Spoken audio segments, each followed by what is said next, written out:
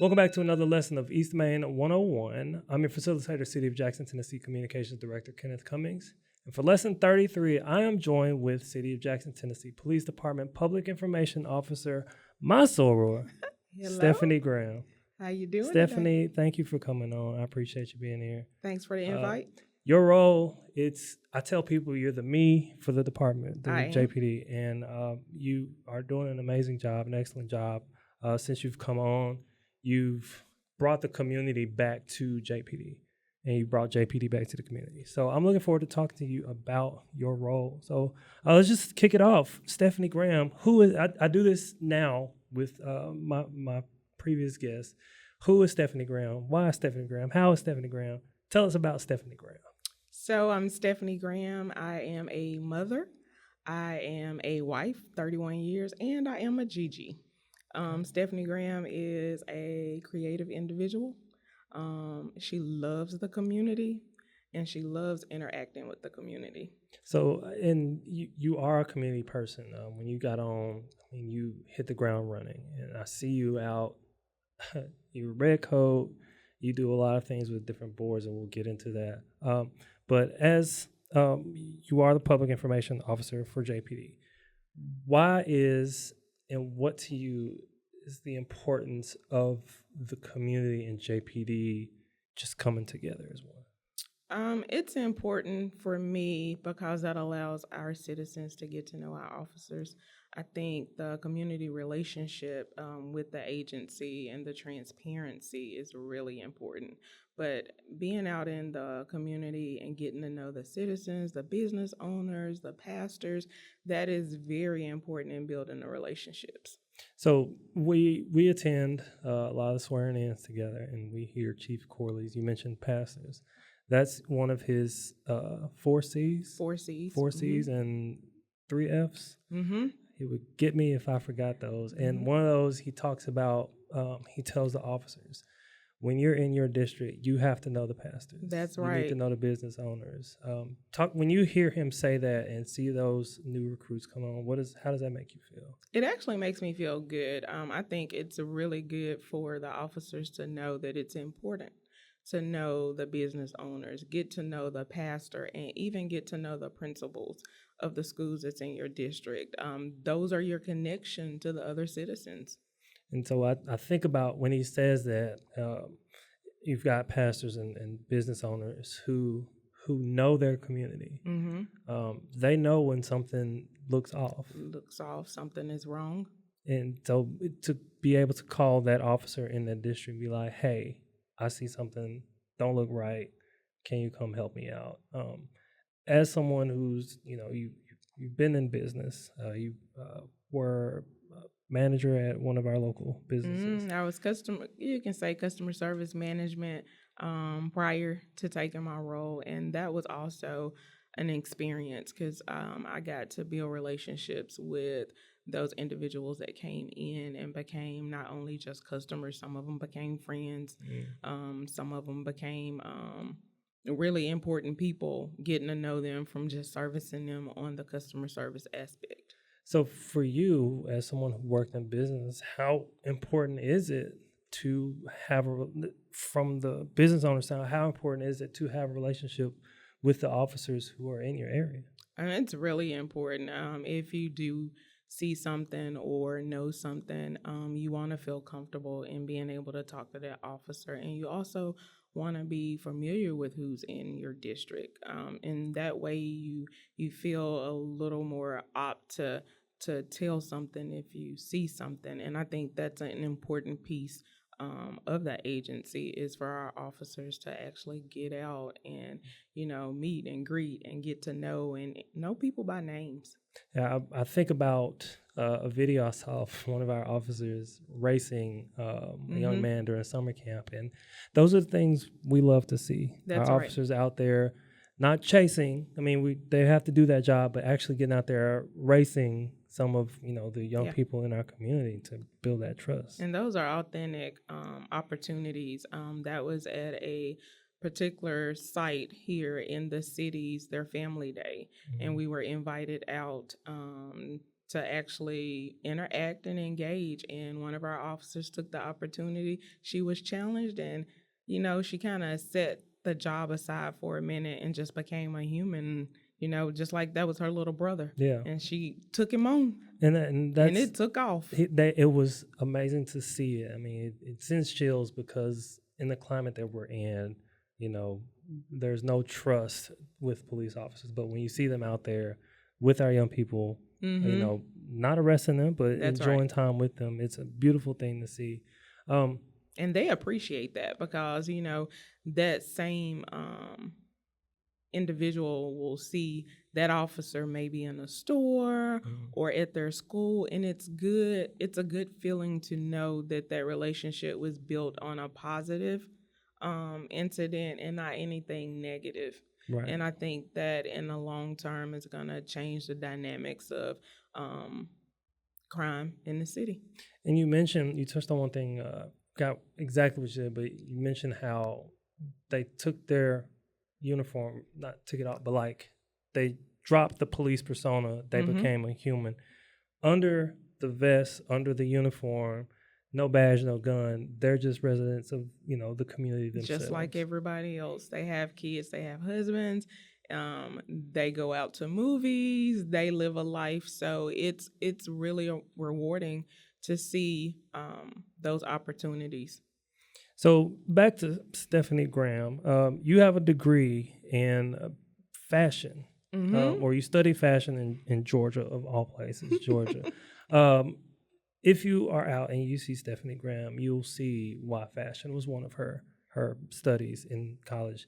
But you also have a degree in criminal justice. So was criminal justice something that you wanted to be a part of, or it just happened to, after you joined JPD, you wanted to get criminal justice? Actually, no. It was something I was already pursuing. Okay. I had actually started that path almost 7 years ago, and for life reasons, I kind of had to step back from it.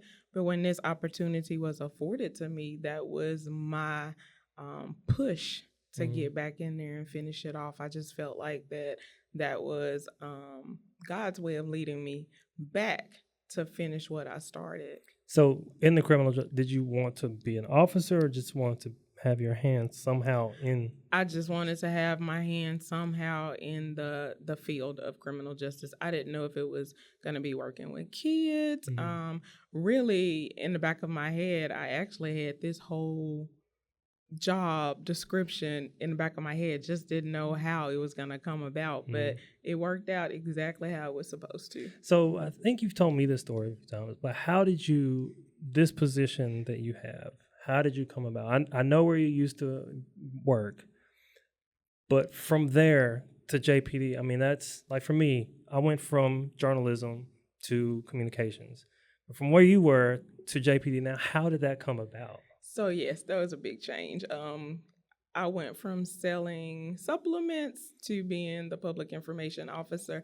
And literally, when you talk community, my friends, they all know that I'm just 100% community, and I love being out there. I remember saying to one of my very dear friends, I wish I could have a job where I could just spend most of my time out in the community building relationships and, branding an organization or an agency. And she's like, you know what, I could see you doing that. So when she saw the job listed, she actually sent it to me. And she's like, hey, go on the city's website and look at this job. And I did, and I looked at it and I was like, oh, that does sound like me. But there was some hindrance in some of the things, the qualifications at the time, and I was just hesitant of actually applying. And she told me, apply anyway. And that apply anyway turned into me becoming a public information officer / I think I gained the other title of community liaison. So we're going to get into that, but that apply anyway, I mean, there are things that some people might not be qualified for, but when they get into that role, it's like, oh, this was meant directly for them. So from supplements to running the police department, getting the information out there to our citizens about what's going on in JPD. And let's just go ahead and jump into it. Your role is public information and community relations in JPD. You are a master PIO, and you're certified by the University of Tennessee Law Enforcement Innovation Center. Tell us about that. What does that mean? So, as a master PIO, that means you've completed the course that UT offers as far as public information officer. We actually had to go through a phase of planning out a full press release. We had to learn to write press releases. We had to learn to set up perimeters on site for incidents. Once you actually go through that full week of class, that is when you actually graduate and become a master PIO, because you've gone through the certification to be in your role. So PIO, and you're also heavily involved with the community side. And when I say heavily involved, our JPD Facebook page, it's made a complete 180. It used to be a lot of just things that we know we will see, but now I see more community related posts, not necessarily to hide things, but to show that we are a community police organization. We are. Talk about your drive to want to do that, but also handling those tough times of press releases that we have to put out. So one of my goals when I came to the department is, how do you change the perception? Being a civilian, I've heard things, not necessarily seen a lot of things, but it's more so the chatter in the city. So it was, how do you change the perception? There's the positive and there's always going to be the negative, but our citizens deserve to see the positive along with the negative. So it's the transparency that was really important to me. I think I started at the department and I really treated it like it was my baby. Like, branding it was very important. I built a relationship with you to help me work on that. And with our social media sites, I just feel like that the community needs to see both sides. And here lately, we've had a lot of wins. And when I say wins, there's a lot of positivity to be showcased and seen. It's not forefront. It's just to see that we have some really good officers. I've been at other conferences and other seminars, and I've heard other employees of other agencies talk about how they don't have a good relationship with the city, how the officers are always at it. And it's just not like that at JPD. There's really a family atmosphere, and I just really felt like that the city needed to see that. And it, as a civilian myself who's not in JPD, although I work for the city, I see it. Officers across divisions, they're talking to each other. Our officers are talking with our firefighters, are talking with city employees. So I talked to city employees here on this podcast, and the collaboration they talk with maintenance, working with parks, working with me, working with building. Everybody's working together. We got to make the city, the best that we know it can be. That's right. So the balance of the positive and the negative, and you mentioned the wins. The wins are not just the community, not just police officers going out, but the wins are our officers doing the job and doing the right thing. Doing the right thing. We see the crime, but we also have those officers who are out there working, and we see the wins we've caught or we've solved. Those are the wins that I see. How does that, as a PI officer, once you send a press release out of we've caught them or we've solved this, how does that make you feel? It makes me feel good, because in some aspect, some of it comes from the community. The community trusts us enough that if they see something, they will usually tell us, send in tips. And I feel like that's a big part of solving a lot of the cases that we have, is because we built that public trust in somewhat of a good thing, and that allows our citizens to come in and help us get where we need to be. Public trust is vital. It Very is crucial. It is. With solving incidents, with just like we talked about earlier, these pastors, these business owners, when they see something that's not right, they can pick up the phone. And that's another thing, just being able to pick up the phone and call. Of course, somebody. we have 8400 where anybody can call non-emergency. Or Crime Stoppers. Crime Stoppers. Our officers are out there doing the work. And for you, as PIO and community relations, you showcase that. And for you in that role in showcasing our officers, so let's go back. How hard was it to get our office? Because I know I used to work for the Sun, and picture that it was just like, it got to a point where they trusted me. They knew I wasn't gonna, if I didn't need to show a face, I wasn't gonna show a face. But somebody on site in the department saying, "Hey, I'm going to be taking your pictures. I'm going to be." How hard was it for you to get them comfortable with understanding that we're doing this to showcase you as an officer? In the beginning, I'm just going to be really honest. It was really hard. I think it was just because the officers were not used to that openness. Not that they were hiding anything. They just felt like, as an officer, this is my job. It's not my job to, let you tell something good about me, which I felt is just as important as doing your job. So, yeah, for the first year, it was a job. It was an extra job. And I think you heard about it quite often. Oh, yeah. Because, I had ideas. There was things that I wanted to do. And I can see where they would have some reserve. Because as an officer, outside of that uniform, you're still a human. You're still in the community. So just building that level of trust, like what is she going to do with this information? And how is she going to put it out? And what is she going to do with it? But I think at this point, they all trust me. They know that if I'm going to highlight you, it's something that's worth highlighting. A lot of them don't want to be highlighted because it's a part of their job. But some things our citizens need to see and know. It's just to be reminded that these are humans. They go home to kids and wives too. And we look forward to them getting home to their families safely every day. Every time they get off a shift, we want them back home with their families. That is the plan. That's the plan, the hope, the prayer, the goal, everything.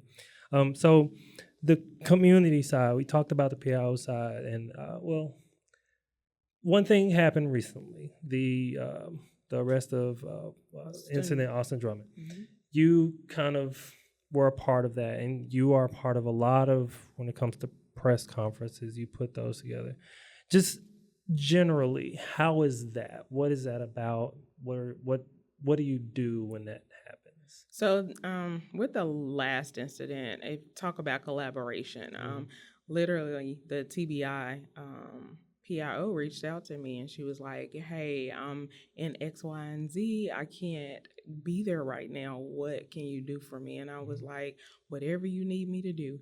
And she asked me would I go out and handle the press, and that's something that I'm used to doing. I knew it was a high profile case, and I knew it was important to get out there and kind of keep them in a location that they're not hindering the investigation or what they're trying to do at that particular site. So building those relationships, because had we not had a relationship, I don't know if she would have felt comfortable picking up the phone and saying, "Hey, Stephanie, can you help me out?"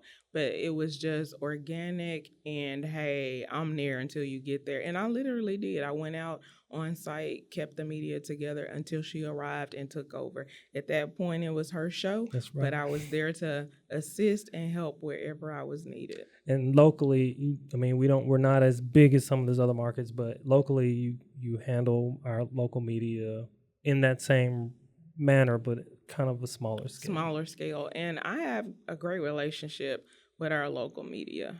Great relationship to the point that I always tell them, if I got it and I know it, you'll get it.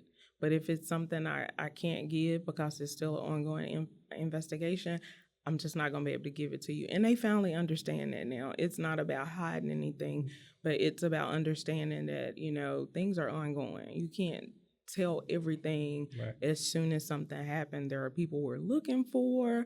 There's still an active crime scene. And I think our local media understands that now. That transparency thing, it's a big deal. It is. And it's, just in these past 6 years, transparency has been a key part of this administration.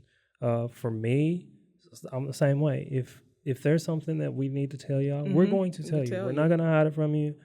Once the time is right, we're going to get it to you. And I respect you on the police side, same with fire side, and on my end, we're not hiding from you.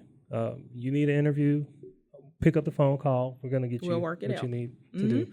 So on to the community side. I know that's probably your bread butter, your baby. Yes, it of is. it. There are initiatives that we have with JPD, and one of the ones that you started recently, or when you came on, was the Youth Police Academy. We used to have the Explore program, but this Youth Police Academy is totally different. Explain that and what drove you to want to do this. When I started 3 years ago, I went into Chief's office and I said, hey, I really want us to do something that really gets the kids involved. What do you think about a youth academy? And he told me, look it up, research it, see what you get from it, and hey, we can try it. And that's what I did. I reached out to Cleveland, Tennessee. They had a successful youth academy, and literally talked to the PIO. And she kind of talked me through it. She sent me some things, and from there, I just took it upon myself. The first year, easy but not easy, because it was the first time. Right. Mapping out the schedule, realizing that we would have these youth or scholars from 8 until 3, keeping their attention and also feeding them. So literally there was no budget. And I took a no budget and turned into something great. I mean, I was able to find donors and donations, people that I talked to about it. They just decided, hey, I want to contribute. What can I do? And it's been successful for the last 3 years, and it really changes mindsets. Those kids come in with not the best perception of the department. Right. That's the nicest way I can put it. And you can see it on their faces when they actually get there. Like, they don't want to be there. I don't want to talk to 12. We hear it all. Right. But when they leave, it is 360. Yeah. They're asking, can I come back next year? You guys gonna do it again? So, and I mean, even as an adult, every time I in a situation where there are people learning about the K9s, I'm giddy. I love seeing our guys out there with the K9s, or whenever we used to have touch a truck, whenever the big trucks would come out. I mean, it's just something about it. So that perspective change, especially for the youth to come in. I don't want to talk to 12. I don't want 12 to look at me. I'm gonna sit back. But when our officers come in there and they show them, hey, here's the things that we have, here are the things that we do. Check this robot out. It's like, oh, that's cool. That's cool. And it's also amazing to know that they think that we just have patrol officers. So, when they get an experience with the K9, it's like, oh, y'all got K9. Or they do the whole forensic demo, like, oh, y'all do that at JPD? Right. So it's amazing to see their faces and just them learning that there's more to JPD than the officers that drive around in the police cars. Yeah. That's probably the most rewarding piece of from the youth academy. From the helicopters all the way down to where Schroberger is doing the ballistics. I mean, first time I saw that, it was like, this is what's on TV, but this is real life. And it's happening in Jackson, because a lot of people think things are sent off, but no, we actually do it on site, and the kids are amazed at it too. Yes. So that youth program, you started it. I did. You said 3 years ago. And you mentioned, my mom always said, trial and error, baby, trial and error. First year, you work the kink out. Second year, you're working out more kinks. Third year, you still got some kinks. I bet you learned something last year. Yeah, I learned something every year. But one thing I wanted to make sure I did was actually give them a graduation. That was very, very important, because I felt like if they sat through a week of instruction, classroom time, I wanted to reward them. So we set it up like a graduation. We have a speaker, chief speaks, they have certificates, and they get a little meal afterwards. So I wanted them to actually get a taste of what graduation feels like, so they know when it comes time to graduate from high school, 8th grade, hey, I graduated from the youth academy. And we had Cozart on, and he talked about his role in the Dept program, and I asked him about kids he's seen grown from youth all the way to adults now Adults. who tell him because of him they're on a better path. Better path.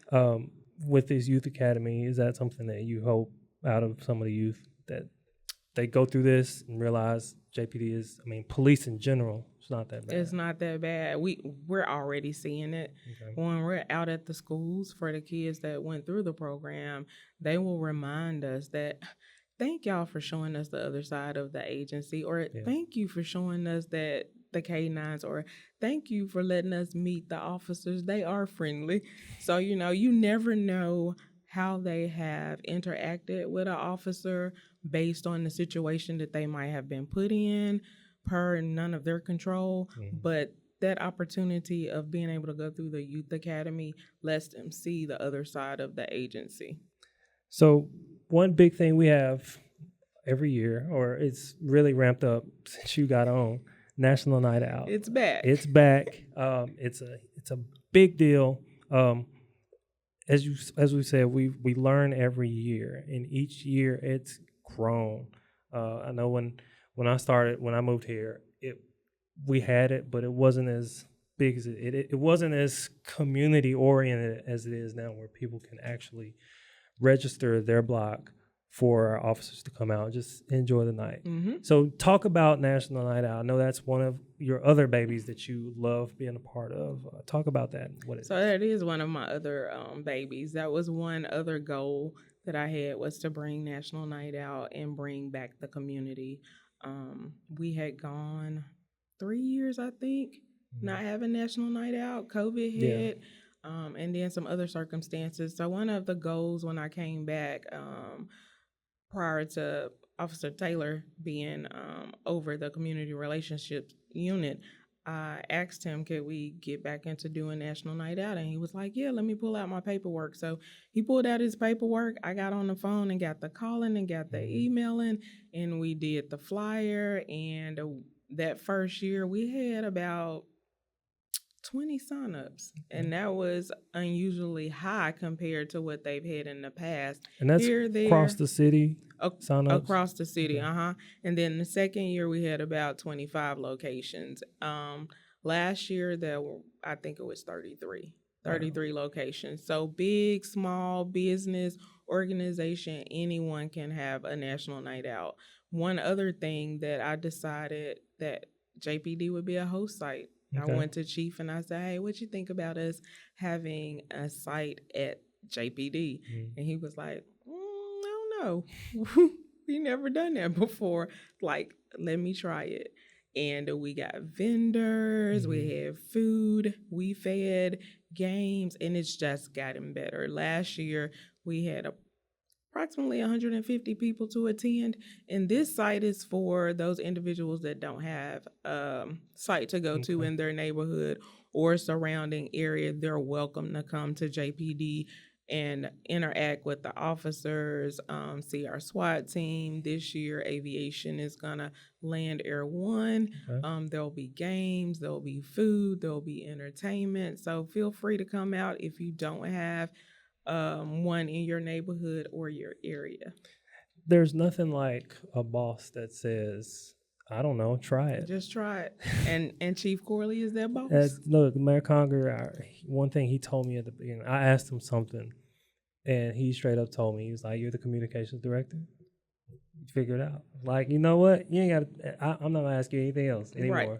Unless I have to. I still ask, but unless I have to. But if it's something that I know, the creative side, it's Kenny, take care of it. You got it. Stephanie, take care of it. I appreciate that trust that he has in me to implement these things, that he trusts my ability to get it done and be successful with it. And that is my goal. And everything that I do for that department is to do it the right way. Have it open that the community can be involved in it in some type of way, and hope that it's a successful end to it. Stephanie Graham, Public Information Officer for the City of Jackson Police Department, also the Community Liaison. That is the major part of it, Community Liaison. thank you for coming on. You're doing an amazing job. Thank This you. is coming from me because we work Work together. together. We butt heads at the beginning, but it's like, look, let's just We got them we kinks got them out. kinks out.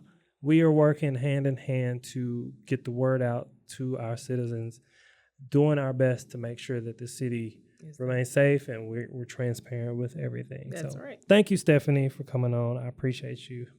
Thank you, Kenny. It's pop quiz time.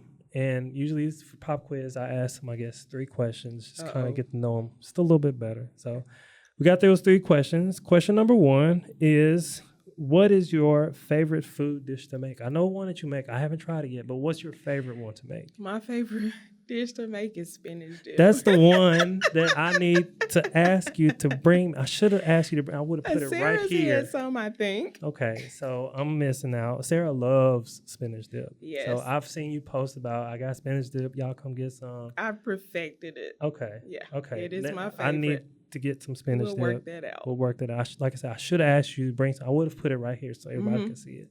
But yes, that spinach dip, I've heard all about it. People, they love it, and you run out of it because people are always asking for it. They are.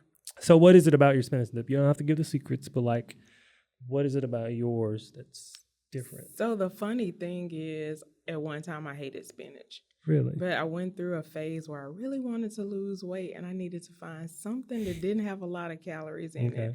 And I made some spinach dip. And over time, I kept making. I was like, I think I can eat this for about a month and survive.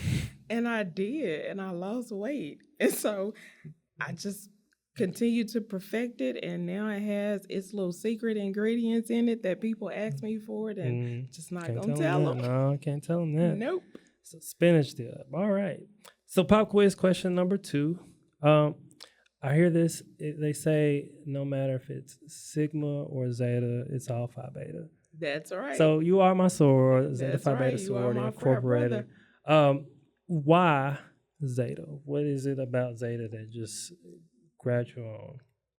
So I've watched the organization, its values, the sisterhood, and I sat back and I analyzed my friendships with my friends, and quite a bit of my friends are Zetas.